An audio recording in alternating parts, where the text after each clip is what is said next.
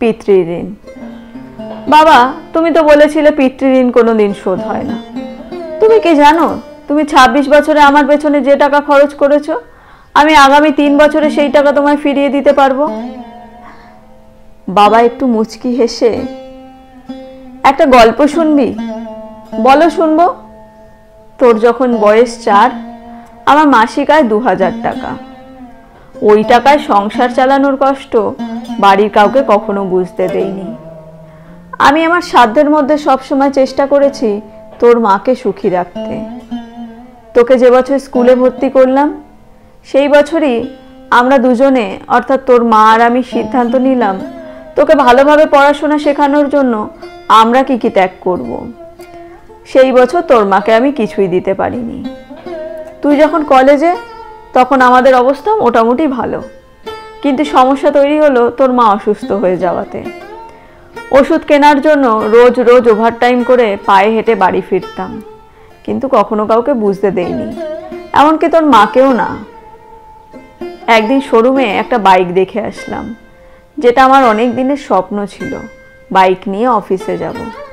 কিন্তু পরের দিন তুই বায়না ধরলি ল্যাপটপের।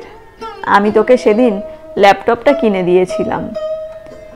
আমার তখনকার 1 টাকা, এখন তোর কাছে 1 পয়সা। কিন্তু মনে করে দেখ, এই 1 টাকা দিয়ে তুই বন্ধুদের নিয়ে পার্টি করেছিস, ব্র্যান্ড নিউ মোবাইলে হেডফোন কানে লাগিয়ে সারা রাত গান শুনেছিস, পিকনিক করেছিস, ট্যুর করেছিস, কনসার্ট দেখেছিস। তোর প্রতিটা দিন ছিল স্বপ্নের মতো। আর তোর 100 টাকা নিয়ে আমি এখন সুগার মাপাই। জানিস, আমার এখন মাছ মাংস খাওয়া নিষেধ। কি করে এত টাকা খরচ করি বল? তোর টাকা নিয়ে আমি তাই কল্পনার হাট বসাই, যে হাটে আমি বাইক চালিয়ে সারা শহর ঘুরে বেড়াই, বন্ধুদের সাথে সিনেমা দেখতে যাই, তোর মায়ের হাত ধরে মেলায় ঘুরে বেড়াই। বাবাটা নাকি খারুস টাইপের হয়। আমিও আমার বাবাকে তাই ভাবতাম। পুরুষ থেকে পিতা হতে আমার কোনো কষ্ট হয়নি, সব কষ্ট তোর মাই সহ্য করেছে।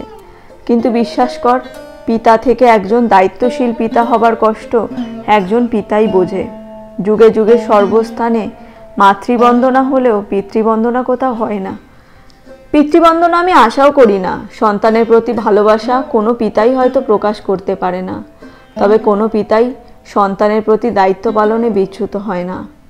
আমি তোর পেছনে যে কষ্টার্জিত অর্থ ব্যয় করেছি, তা হয়তো তুই 3 বছরে শোধ দিতে পারবি। কিন্তু যৌবনে দেখা আমার স্বপ্নগুলো, যে স্বপ্নের কাঠামোতে দাঁড়িয়ে তুই আজ ঋণ শোধের কথা বলছিস, সেই স্বপ্নগুলো কি আর কোনোদিন বাস্তব রূপ পাবে? তোকে একটা প্রশ্ন করি, ধর তুই আর আমি আর তোর খোকা 3 জনে এক নৌকায় বসে আছি। হঠাৎ নৌকাটা ডুবতে শুরু করলো। যে কোনো একজনকে তুই বাঁচাতে পারবি, কাকে বাঁচাবি? ছেলেটা হাজার চেষ্টা করেও উত্তর দিতে পারলো না। আমি জানি তুই কাকে বাঁচাবি।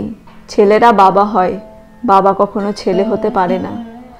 আমি শুধু একটা জিনিস চাই, আমার শেষ যাত্রায় যেন আমি আমার ছেলের কাঁধে চড়ে যাই।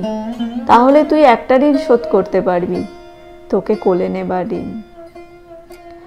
ভালো লেগে থাকলে একটি লাইক করবেন, চ্যানেলটি সাবস্ক্রাইব করবেন। ধন্যবাদ।